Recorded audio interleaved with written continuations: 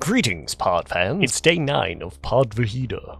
Pod videos himself every day in April. And it's time at last that we got into conspiracies. If you've got no idea what I'm talking about, I did a video last week, talking about the Shergar kidnapping.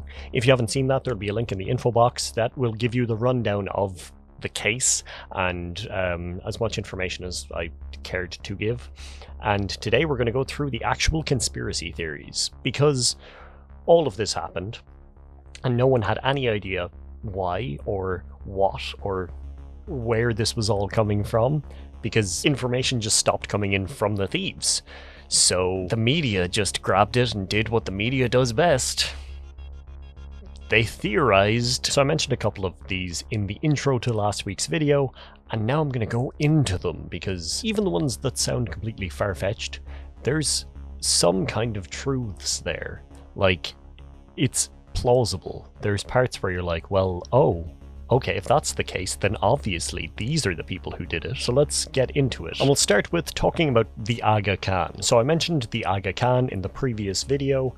He claims direct lineage to the Prophet Muhammad. And the reason that a lot of these conspiracies have legs and were a thing is because of Colonel Gaddafi. You see, Gaddafi wanted to get all of the Muslim people under one banner, and the Aga Khan was a Muslim leader. He didn't want that.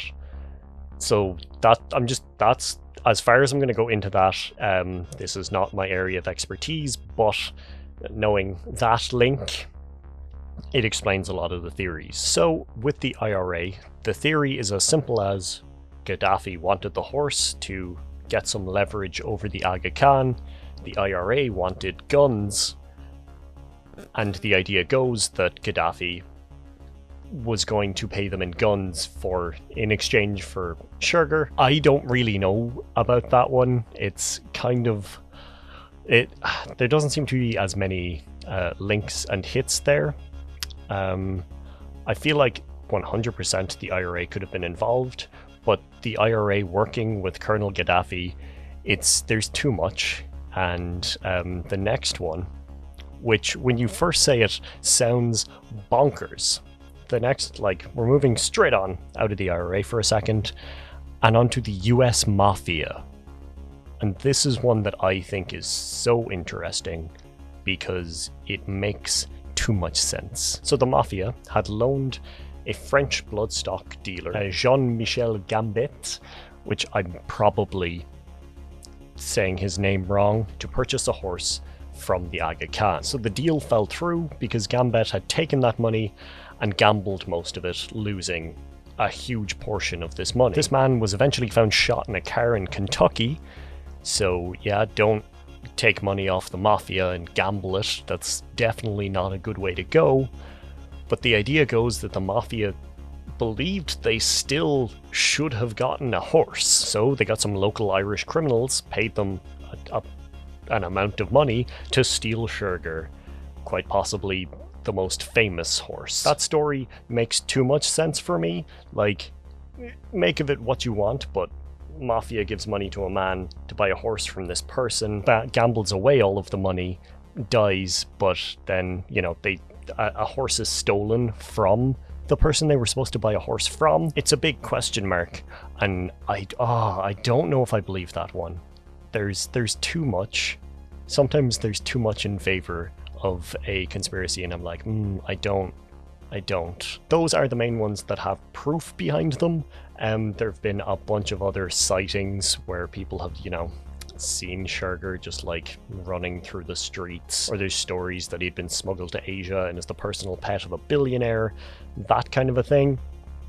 But sometimes the most boring is the most likely, and this is where I really want to believe that there's some international incident and there's way more going on here, but there was a man named Sean O'Callaghan, who was an IRA member who became an informer, who gave his thoughts on this, and I tend to believe him. It sounds way more logical than all of these madcap adventures that the horse went on, or that people went on to get to the horse, because his thoughts on it were horse was stolen.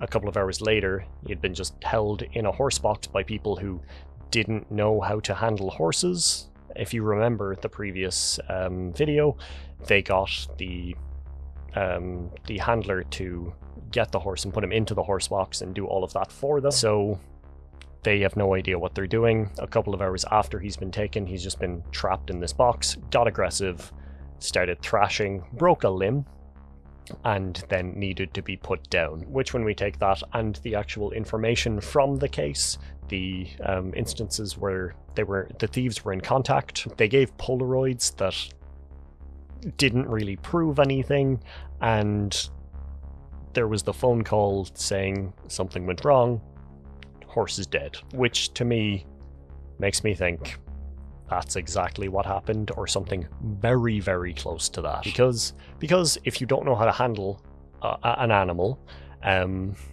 you know, this animal is used to certain people, it's used to being cared for by the best of the best, and people come along, throw him into a horse box and drive him around for a while, and then they're trying to keep him calm with no real idea of how the horse is going to start freaking out. And horse boxes are small, freaking out horse in a horse box, there's not much space for it to freak out. So yeah, so I will let ye figure out your own ideas there. I don't know if you want to believe the mafia or the IRA or, you know, Asian billionaire stole the horse, but that is it. I don't know if you enjoyed this. It was fun, like, learning and researching and looking into all of these things and coming up with my own thoughts. But yeah, let me know if you enjoyed this. There are other conspiracies that I would like to talk about. Like this one I hadn't seen really reported on, and there are a lot of people who make content much better than mine on these kind of things. So the fact that I hadn't seen it done, I thought I'd give a crack at it. But yep, that was the story of Shergar, the horse that was stolen. But yeah, I'm going to try and do a conspiracy thing every Friday for the month of April. If we manage it, it'll be cool. But yeah, I think it's more fun. It makes me look into stuff more, and it's not just me sitting here ranting about myself. So yeah, again, I hope you liked it. Let me know if you did, and if there are any conspiracies or crazy things that you would like me to look into and talk to you about, hit me up. I'll give it my best shot. I hope you're enjoying your day. Have a good Friday, have a good weekend, and I will talk to you all tomorrow. Ooh, Sloan.